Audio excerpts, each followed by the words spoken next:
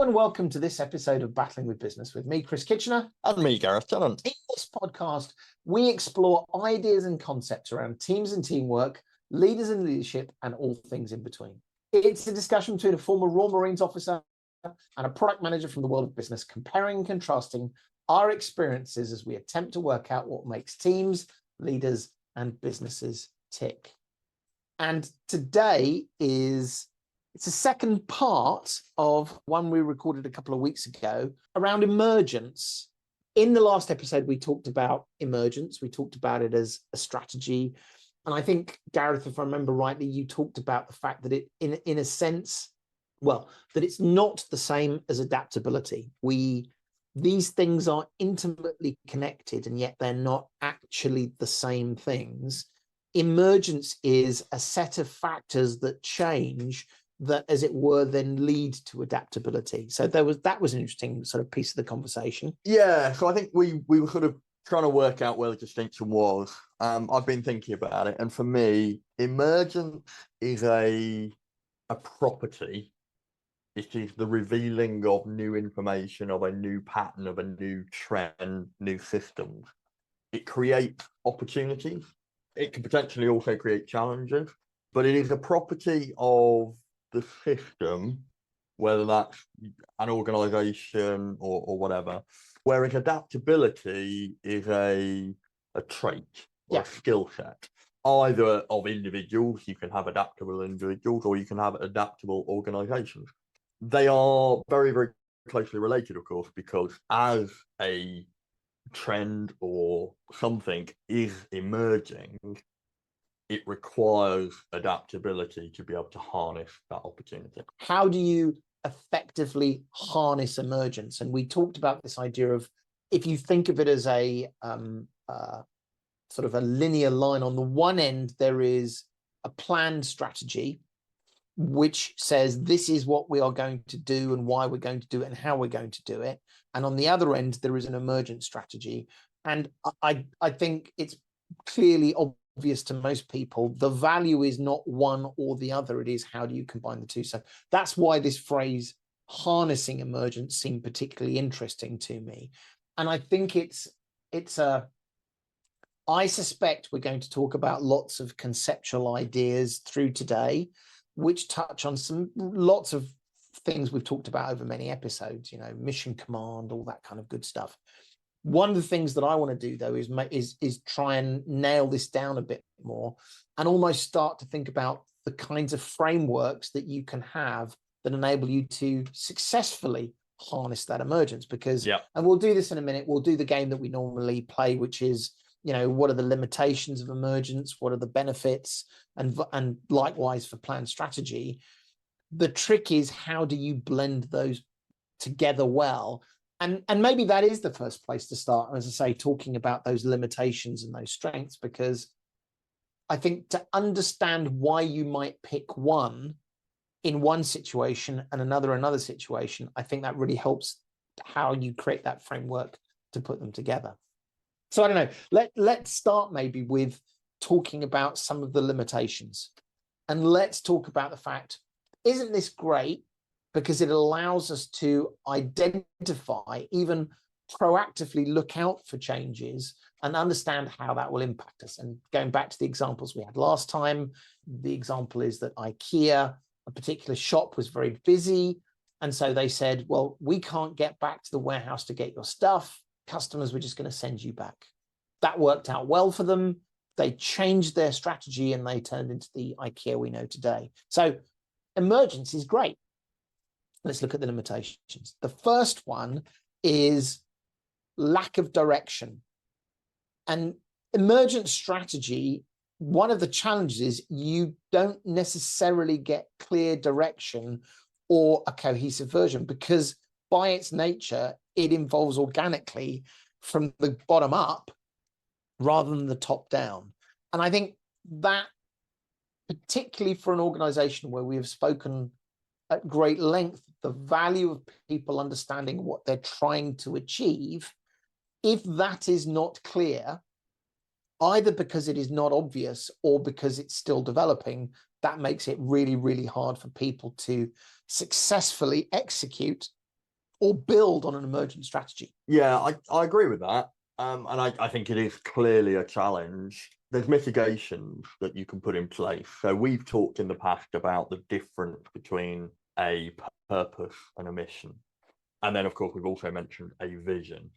So just to remind everybody, a purpose is what is the point of your organization? What are you for? What is the positive change you want to create in the world? Your vision is the articulation of what the future is going to look like and how you're going to continue to achieve your purpose as you go forward amongst the change that is happening in the world around you. Your mission is a bit more specific to what you're doing, and therefore in a planned strategy your mission is pretty fixed, and this is how we're going to get to achieving that mission. The mission should then be part of fulfilling your purpose. In an emergent strategy where you are deliberately accepting that you don't know exactly how you're going to get there, you've got to do some learning as you go, you've got to identify these changes, these trends, these patterns, and these opportunities that are yet to reveal themselves. You need to be really clear about the purpose to make sure that you maintain that coherence. And you also need to build into your cultures an acceptance that there is going to be constant, but not necessarily radical change. And so the military is a really, really good example, I think, of this, where the mission may change because the enemy may do something that decisively changes the conditions. The purpose will remain. The purpose is to win, create those decisive winning conditions. Normally that is establishing the peace and re-establishing law and order and security in whatever situation. But you don't know how you're going to get there. So the military spends a lot of time building a culture that recognizes that there is a continual need to adapt and change based on the conditions at the time. There's a really, really, really subtle point in there. And I bet I'll even get this a bit wrong, which is there is a difference between purpose and mission. Yeah. Let's go back to Viagra. The mission was to create a drug for low blood pressure. And they realized, as we said in the last episode, and is a great dinner party story, that it turns out there was an interesting side effect, and that apparently turns out Viagra is a better erectile dysfunction drug than it is a blood pressure drug. In that case, I would, and I'm going to test this with you, I think the mission changed, but the purpose was the same. Yeah. So the purpose was, we wish to make drugs that make us money and make people's lives better. The initial mission was for blood pressure, and they realized there was a different mission which might better support the purpose. Yeah, I agree with that. Is that fair? Yeah, I think so. I think a pharmaceutical company, most pharmaceutical companies are, of course, public companies. There are shareholders. And so part of the purpose is to make money for shareholders. And part of the purpose is, because they are a pharmaceutical company, to discover new therapies, new drugs that will make people healthier, make their lives better with regards to their health. So the mission was clearly, we need to develop a way of reducing people's blood pressure, because that will fulfill the purpose. It will make us money. It will reduce people's health. If they'd had that as a planned strategy, then I suggest they probably would have got to the point where they recognized there was this other side effect, and either seen that as a negative and worked on developing the drug to remove that side effect, or gone down an alternative path of finding a new therapy. But because, and I don't know whether it was a deliberate emergent strategy or whether it was somebody within the organization seizing the opportunity anyway, but they recognized that actually they could change the mission to still fulfill the purpose, and actually it was more likely to do better. So the reason why I bring that up is because I think when businesses talk about we should write a purpose or a mission, often it's in a Holiday Inn oddly, it has to probably be by an airport, and it's an hour-and-a-half session. They get so far with a couple of sentences, and then the facilitator says, well, I'll let you deal with that later. The reason why I'm making that point is it turns out this is really, really important, because if the purpose was to make a drug for low blood pressure, well, we've changed the purpose, guys. And so being able to articulate the difference between a purpose and a mission is actually really important. It leads me to the second limitation, which is the risk of incoherence. One of the great things about a planned strategy is that you all talk about what you're doing. You all know what you're doing. If you do a good job, it's self-evident.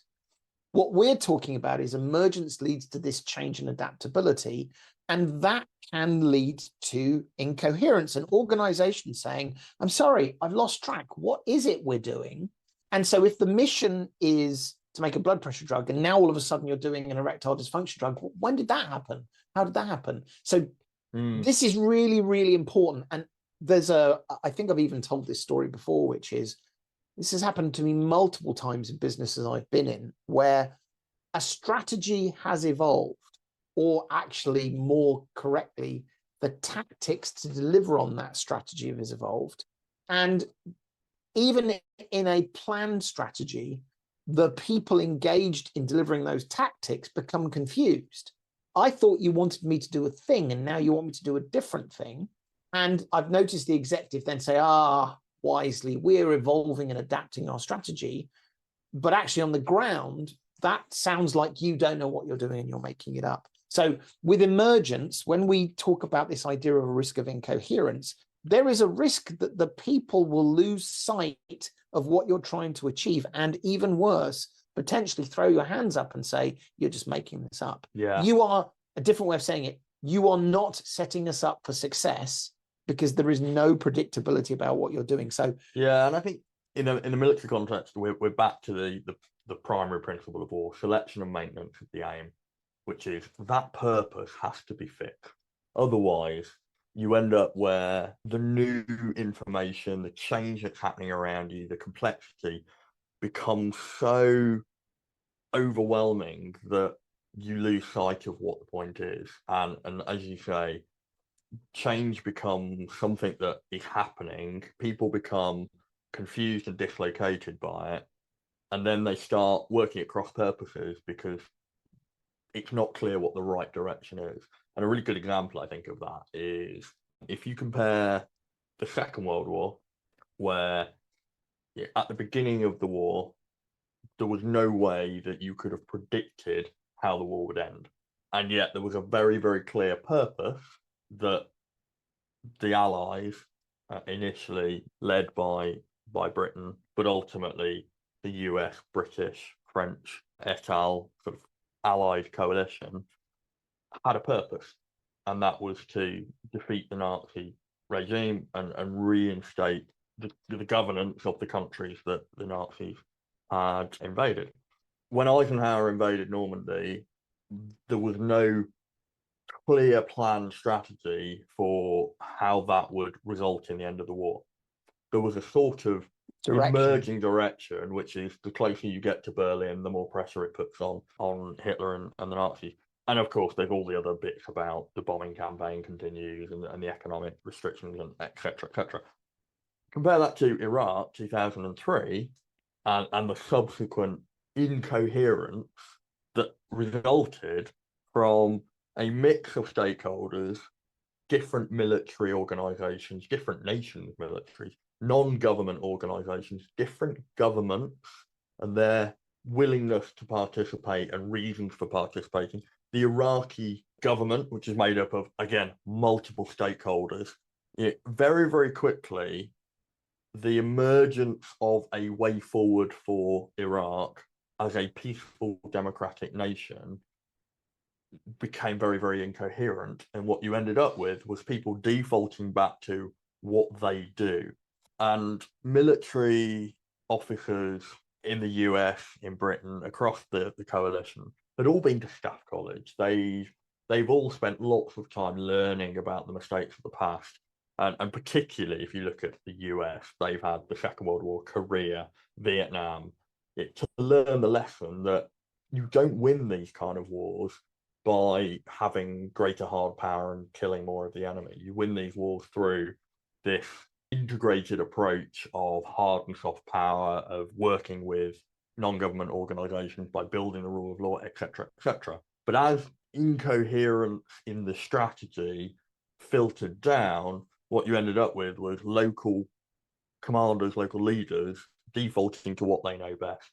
And so people are acting within what they think is helping to fulfill the purpose, but actually not. I had not considered this before, and I'm getting well ahead of ourselves because I'm trying desperately to build up why emergence is bad to then fool everyone and tell them why it's so good. But I'm going to hop ahead, which is you are almost implying that the Iraq strategy failed, not because it was a poorly planned strategy, but because we as a coalition were unable to harness the emergence.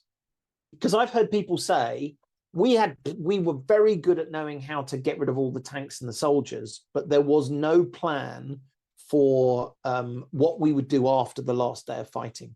And actually, I wonder whether, while that might be true, there was no plan, actually saying we should have had a plan for after the fighting misses the point.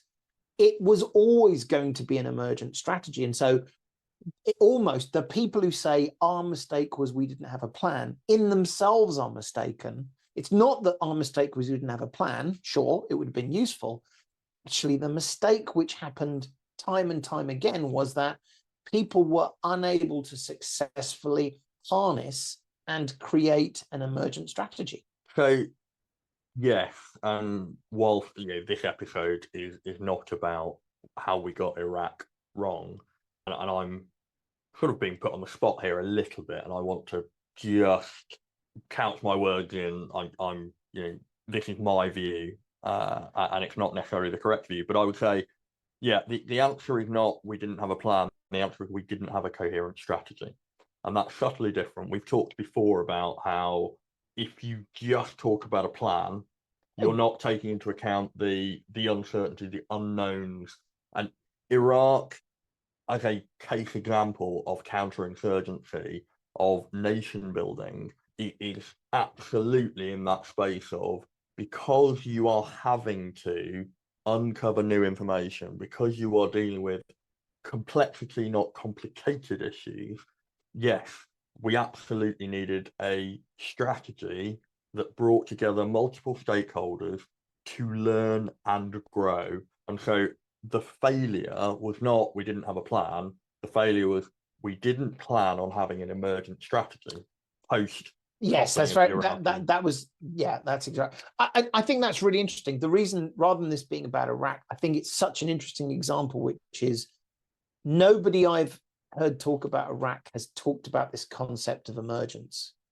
It was almost that we just needed the silver bullet strategy at the beginning. Yeah. And our hypothesis is there was no silver bullet strategy at the beginning. It had to be emergent.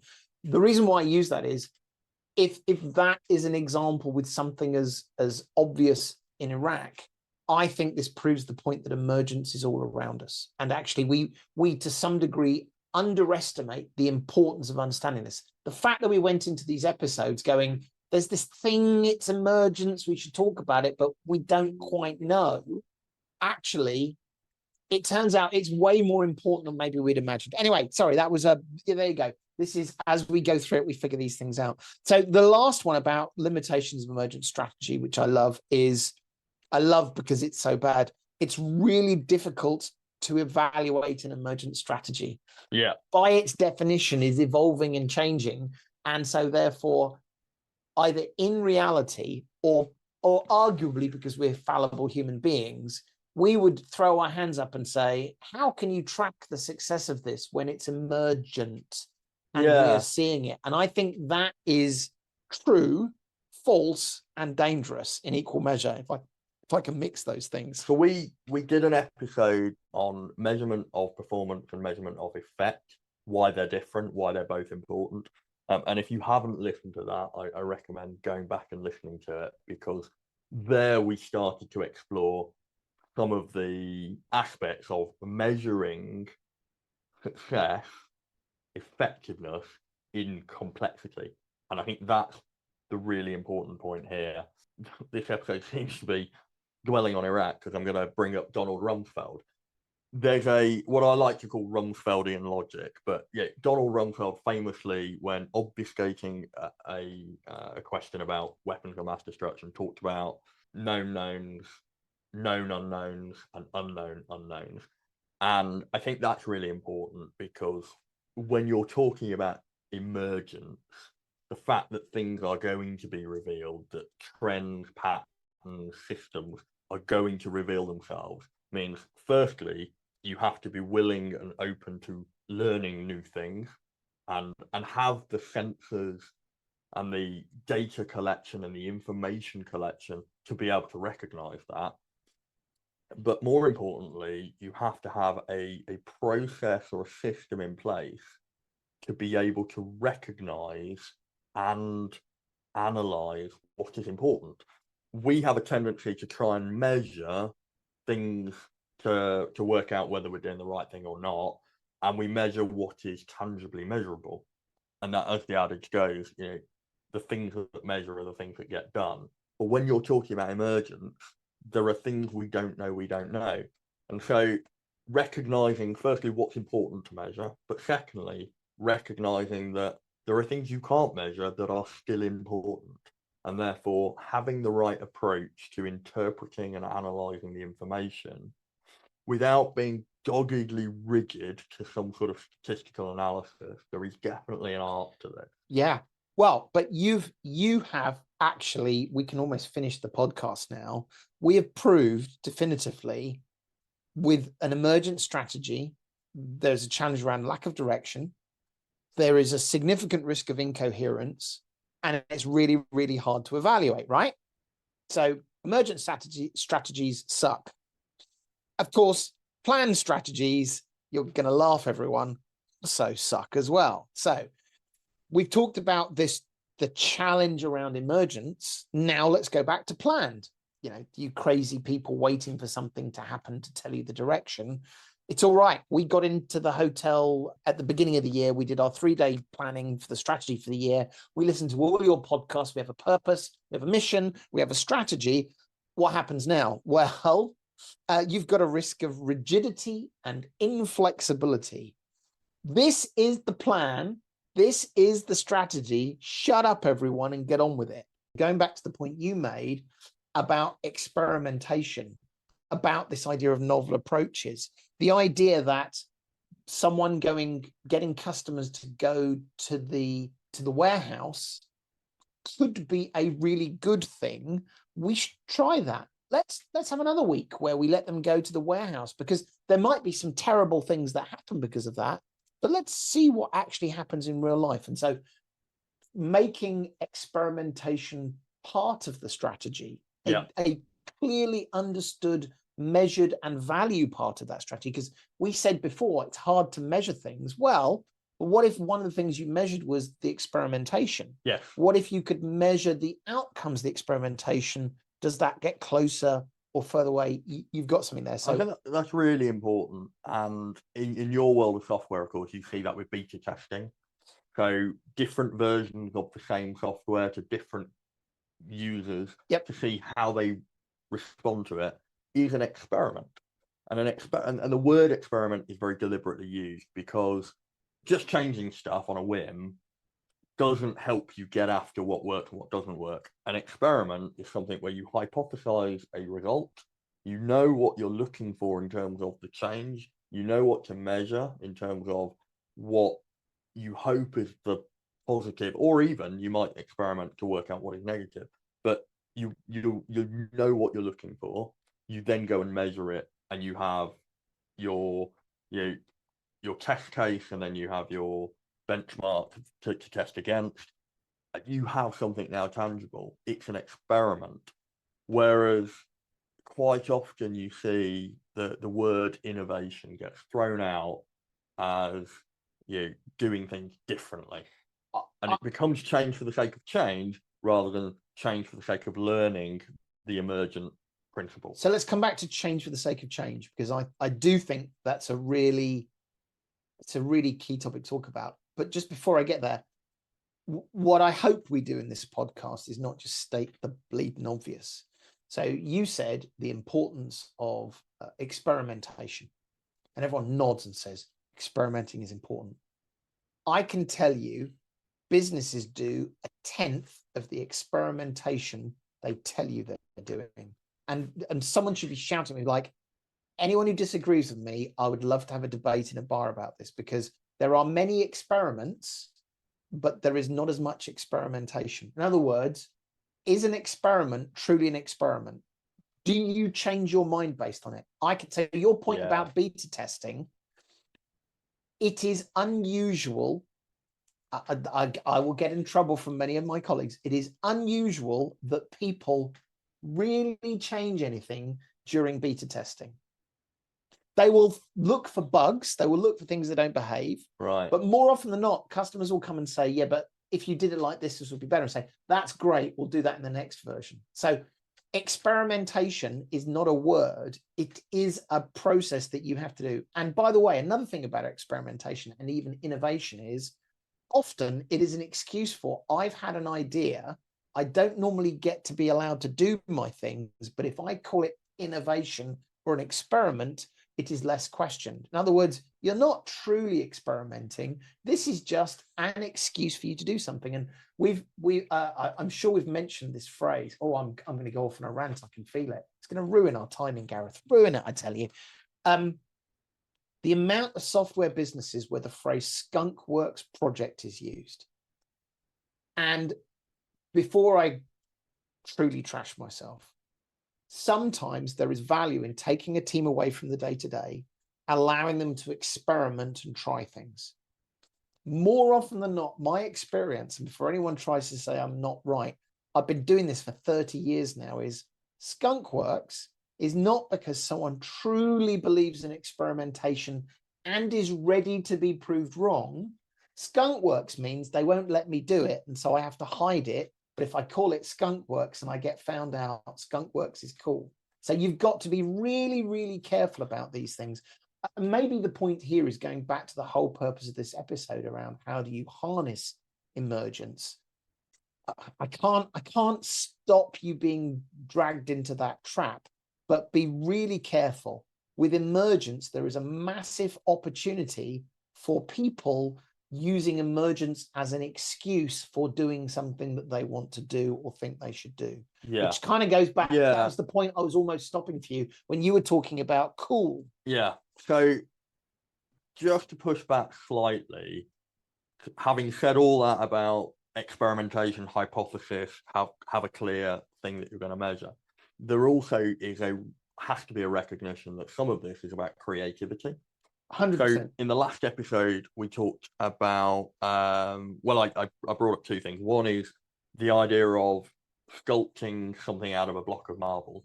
There isn't a sculpture in there that you're trying to get out. You are building through art, through creativity. The sculpture emerges from that block of marble. There's not much you can measure there apart from people's feelings around it, So there's a risk of over sciencing something that is often art, it's creativity, it's nuance, it's subjectivity. But I think really, really important, and your point there about people doing skunk work because it's cool, is this idea that innovation is something we need to get after, rather than innovation as a process that allows us to get after a better answer. So I've been in organizations where they've done things like said, well, this is a very stuffy office environment. So of course, this has all got to go. And they've taken all the desks out and said, right, we're going to have open plan. I bet they're bean bags as well. And they brought bean bags in and they put chipboard on the walls. And they're like, right, now this feels more startup-y. This feels more innovative. Let's bring in some table tennis tables. Let's put free coffee in the corner. We'll have a barista. And suddenly, all the focus is on how do we make the office feel cool, not how do we make people more productive or better at their jobs. And very, very quickly, innovation becomes a synonym for, cool and Doing cool edgy, things. and you go after change for the sake of change. Going back to what we said, people are uncomfortable with change. But of course, if you say the change is you'd have to work so hard, you can play table tennis a bit more. I like that change. They'll probably like that. Yeah. You're not necessarily linking that to the purpose, the vision, the mission. We haven't got to this yet, but of course, there is an inherent benefit of a planned strategy where there is less room for people saying, I think I'm cleverer than everyone else. If I wrap it in innovation, coolness, or emergence, I can get away with it. I think there's less place for you to hide with that in a planned strategy. But so I don't want to throw the baby out with the bathwater. This is more an illustration of how this can go wrong, and frequently does go wrong. What we don't want to do is to somehow imply that therefore emergence, innovation, adaptation is a bad thing. What we're trying to say is it's really hard to get it right. Yeah. And often it can sound like you're getting it right, and it turns out you're not getting it right at all. There was a really, I'd forgotten about this until just now. There was a really good example at Adobe. There was a period, I'm sure no one from Adobe's listening. There was a period when I was at Adobe where the UX organization got fed up with what we were building. They effectively, this is how it felt at the time, was like, they're idiots. If they listened to us, it would be brilliant because we're creative and wonderful, to the point where they started building their own engineering organization. And so they were innovative, they were adaptable, they were all of these things that if you looked on the surface, they would tick the box. Yeah. And at the end of the day, they were actually not adding to the purpose of the business. And more frustratingly, guys, we need you to help us design the features we as a business have thought. So it was a really good example of it. It's really easy to look cool, to sound cool, to look in, to tick all those boxes, and to be not only not adding value, but to be removing value as well. Yeah, and I think this goes back to the balance of, for me, the way of balancing, the status quo, what we do, because there's a lot of clearly value in that. The organizations that I work with, all organizations have learned through experience what works and what doesn't work. So there's a balance of how do we go after change, how do we learn, how do we adapt to a complex change environment, versus how do we stay efficient and keep making money. Should we come back to that? Okay. Because I think let's crack through, because we've bounced around now. It was a good strategy. It was going to say, why does emergent strategy suck? Yeah. Everyone's sad. Then I'd say why planned strategy sucks. And everyone go, you're trying to trick us. We're now at the benefits for emergent strategy, adaptability, innovation. The last one I want to talk about very briefly is resilience. Okay. By definition, an emergent strategy potentially gives you a side benefit of resilience. When we get punched in the face, that wasn't our only strategy. That was not the one, we have one chance of success, and when it goes wrong, we fail. By design, emergence is about saying, we kind of expect this to change. We are at the very least open to change, and that builds resiliency. Oh, that didn't work. We're not all sad and give up. We go, well, that didn't work. Good, let's move on to the next thing. So I think lots and lots of good things about emergence there as well. So I think it's important to define what we mean by resilience. A lot of conversation at the moment when you talk about resilience is around having resilient people. And we kind of talked about that a little bit with Mary Brazier. And rightly so, there's a lot of focus on the human factors that affect people's resilience to stress and being overworked and all of that sort of stuff. And that's really, really important. And we want to build resilience in our people. What we don't want to do, of course, is build resilience in our people so that we can put them under more stress. And there's something around getting that balance right. But I think what we're talking here more about is organizational resilience. And they're both closely related, but resilience means the ability to absorb an impact and not break. Whether you're talking about, material resilience or 100%. organizational resilience. And not only not break, but use that potentially even as a springboard for success. Yeah, potentially, but at least not break. Yes, and 100%. I think if you have a planned strategy, you might build in some adaptability. There might be stuff that you are working through, know that you need to get more information about before you make certain decisions. If you have an emergent strategy, you are almost by definition saying there are things that are going to happen to us, that are going to stress us, that are going to test us, that are going to be negative. And that's okay, because we're going to build fungibility or fat into the system to be able to absorb those changes, learn from them, and move on. And I think your analogy of being punched in the face is a really, really good one, because if you build a strategy that accepts you're going to get punched in the face, then actually you can start to build contingency plans for what happens if and when that happens. But as you say, you can use it as a springboard. So yeah, I mean, and what I mean by a springboard is, sorry, we're using the same examples time and time again, just more demonstratively than anything else.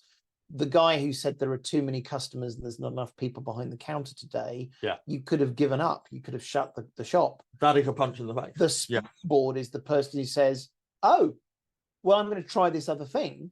Oh, look, that worked really well. Not only did I survive that, but we actually sold more, because we can only process so many customers a day. But if they're going to get the stock from behind the counter, we can process double. So yes, it's that ability to springboard. And in a military context, of course, if you plan for the enemy seizing the initiative, then actually what you can do is lure them into a trap. I will present to them a juicy target to allow them to commit resources and then overextend, and then I will counterattack. We're starting to talk tactics now, but you can start to use the changing environment as a tool for learning and development. And I think resilience is a thing we talk about, but we don't talk about it within the context of strategy enough. We talk about it in terms of what are we going to do in an emergency. We don't talk about the routine shocks. Really well said. I wonder, TM Mug, we should do an episode on that. We'll come back to that. So we've now bigged up emergence as a strategy. Hopefully you're going, I like all of those things you talked about. Don't forget though, planned strategy has been around since the day Thag said, we're going to use that stone, we're going to kill animals and eat them and survive. Why is planned strategy good? The first one is clarity and direction.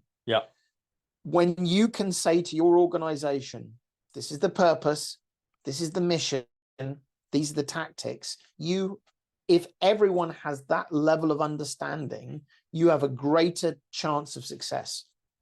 Mission command, I know what I've got to do, I can go do it. So clarity and direction can be incredibly valuable within an organization. In fact, I would almost say, in my experience, clarity and direction is one of the top things you need in a business.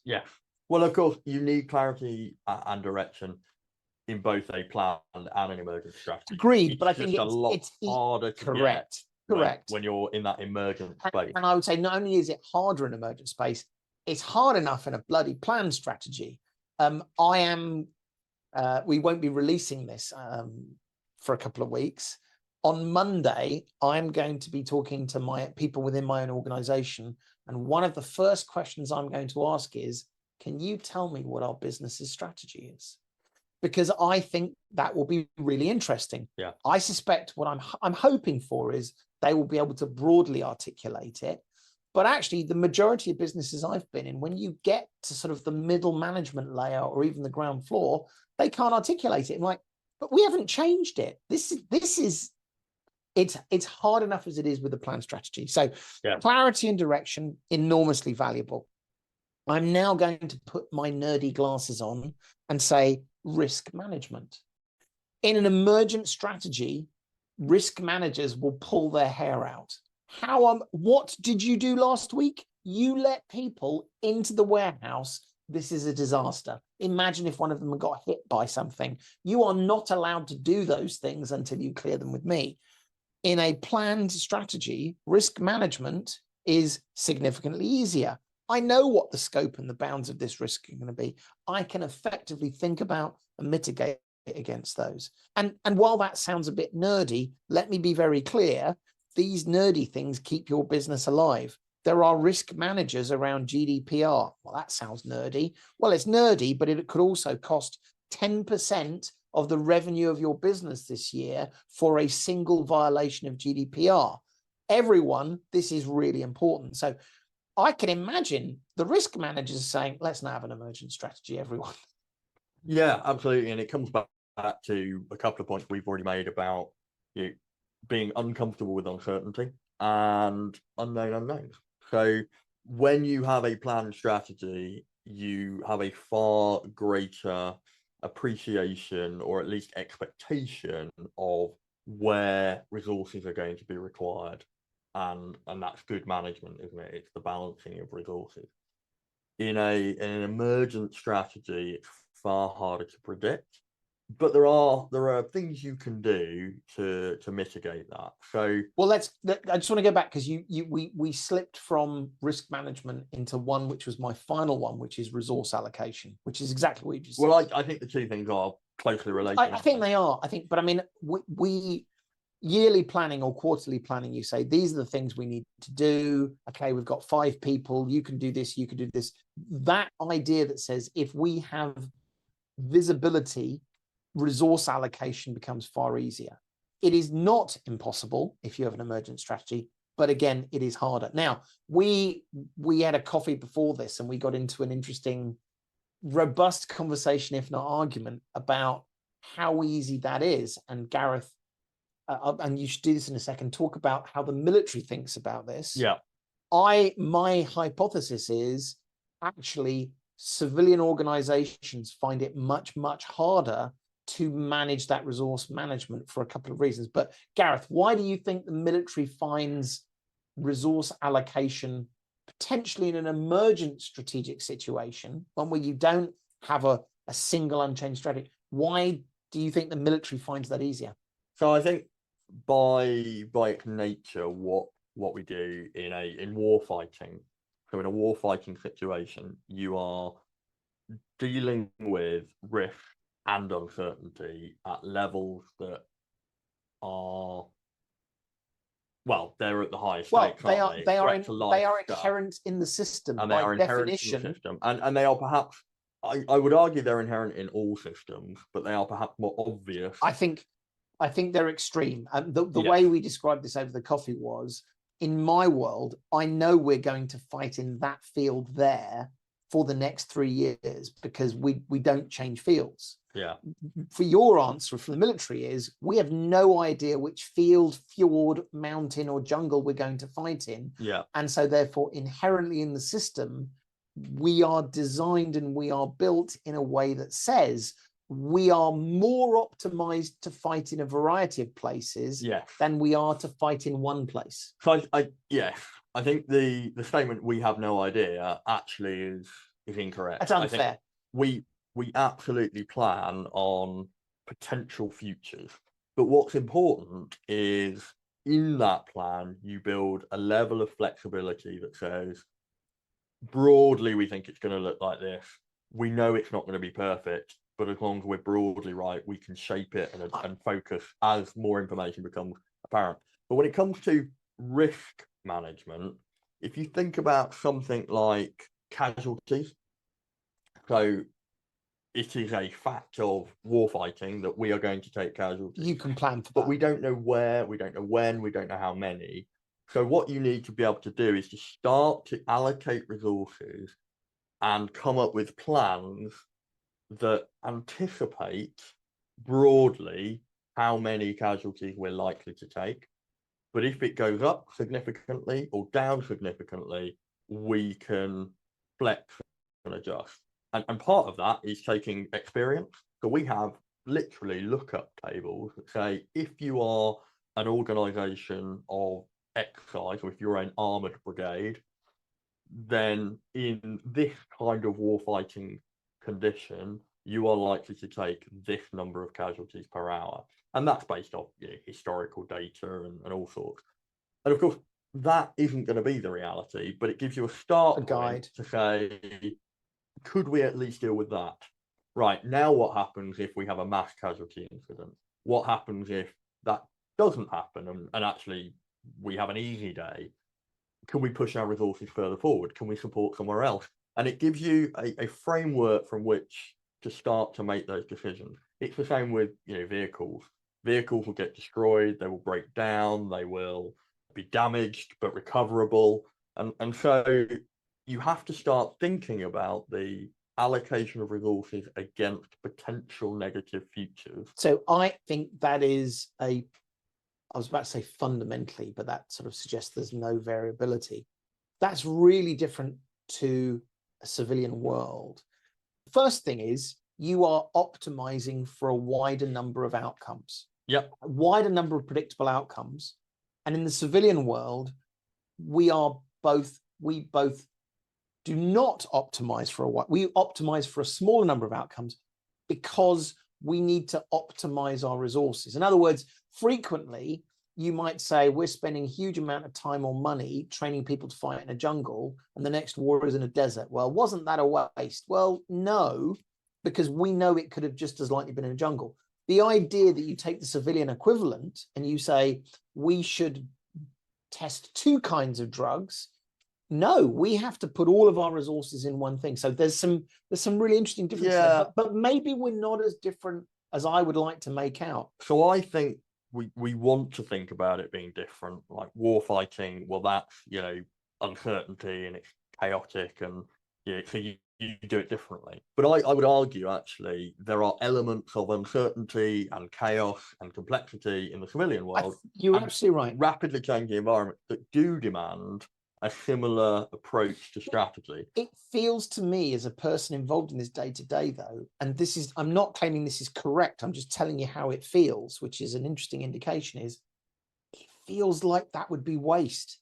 Yeah, so that's a really useful statement because waste is tied to efficiency. Yes. And we are driving for efficient management. For me, the easy, simple kind of rule of thumb that says, are we driving efficiency or are we driving for discovery? And therefore you need inefficiency because you need to allocate resources against what ifs, you need to run experimentations, Agreed. You need to learn and adapt, is based on my default to the Cynefin framework. So drink everyone. Is it complicated or is it complex? So if it's complicated, then you're into the world of Taylorism. So Frederick Winslow Taylor, it's about efficiency. So if you're a company that builds widgets, you want to build widgets for the lowest possible cost to create the right level of quality, and you want to do it as quickly and as efficiently as possible to beat your competitors. That absolutely requires a planned, thought out, managerial, scientific approach to being efficient. You might adapt, so you might, as technology improves, get better machines, you might put sensors in so that you're doing maintenance in a more efficient way, etc., etc. But it's very your expectation is you will continue to optimize around one thing rather than change. Absolutely. And you might want to do some resilience planning in there. So what happens if I have a catastrophic failure in my machinery or whatever? But that is a very planned approach to your management of resources. The rest of the business, how do I sell the widgets? Are the widgets the right widgets? In 10 years' time, are there going to be a different type of widgets? Is there even going to be a market for the widgets? Is there an opening opportunity to have widgets made in a third-party country where labor is... all of that is complexity. And that's where I would say you need a more emergent approach. I think you beautifully set us up to kind of wrap this up and finish it off, which is the reality is that it's not either planned or emergent. The reality is, at a conceptual level, it's a combination and a blend of those. Yeah. So, hopefully throughout all of this, we've had you on the heights of this is fantastic and the depths of this is a dreadful idea. The point is, it's all about optimizing and blending those together. Now, here's the final challenge.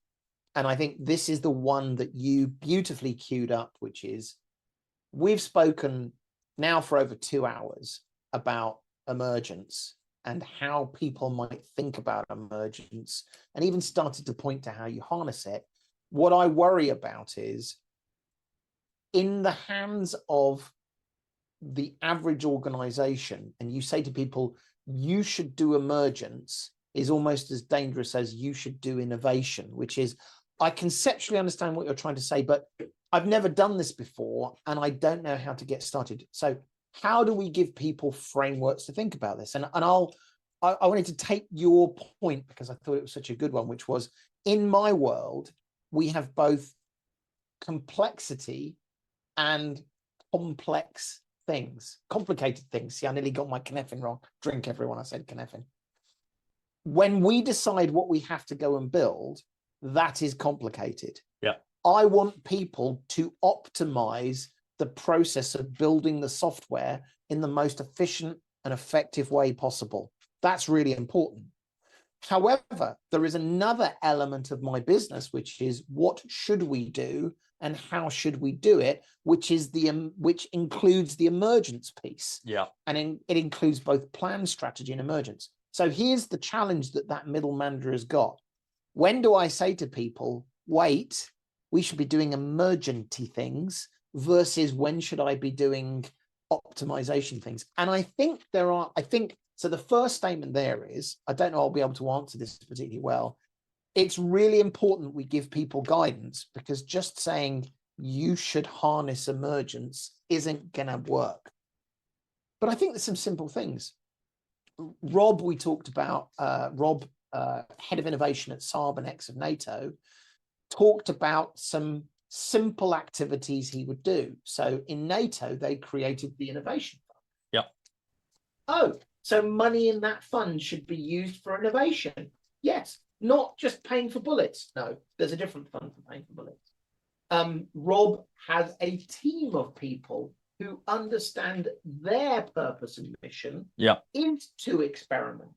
Where there are people on the shop floor building jet fighters, their job is to optimize the process of building that jet fighter. but I think there's a really important point here, which is, as you've got a team doing emergence and you've got a team doing optimizing planned strategy, there has to be feedback going both ways. So absolutely, people on the shop floor need to be anticipating and recognizing change, and it will be the people who are at the edge of the organization, learning new things, coming up with ideas, recognizing emerging trends and patterns, that are feeding that in, so that people whose planned work doesn't necessarily involve experimentation and innovation aren't taken by surprise when they're told to change. The second thing is, feedback needs to go back the other way to make sure that we're grounding the innovators, the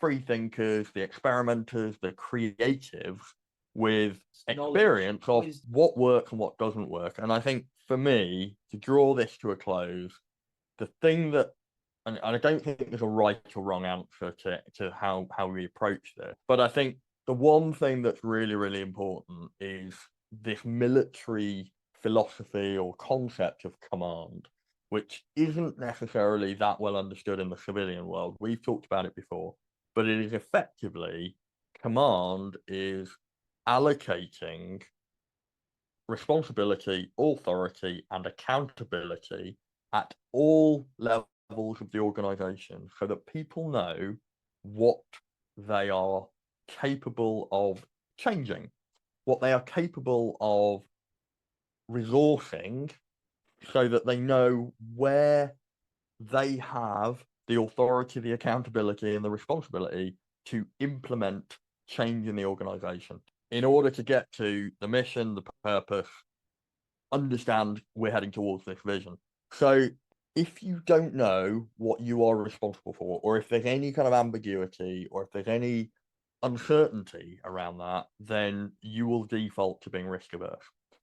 If you talk about psychological safety or mission command, giving people an intent, but letting them have the freedom to work out how they're going to achieve that intent. Or any of the other things that we talk about, building resilience, innovation, having an emergent strategy. If people aren't comfortable and clear with where the boundaries of accountability, responsibility, and authority lie, i.e., you don't have a clear command structure, then it's really, really difficult. Am I in the team that's optimizing, or am I in the team that's experimenting? And whose decision is it to make that? And that's where incoherence creeps in. That was a trot through that. Let's leave you with a question today for the audience. Where does emergence fit in your organization? Are you harnessing emergence? Are you ignoring emergence? Or are you being led by emergence? I would love to understand how you guys are thinking. So maybe that's a good way to finish it, which is we are on X, Battling with Biz at a Z. We are on Gmail, and frankly, we read lots of emails, so use email. That's what old people, well, like I do. Gareth's quite young, actually. battlingwithbusiness@gmail.com. Thank you for listening. Please subscribe to the podcast so you get your download every week. And please post on your social media that you listen to this.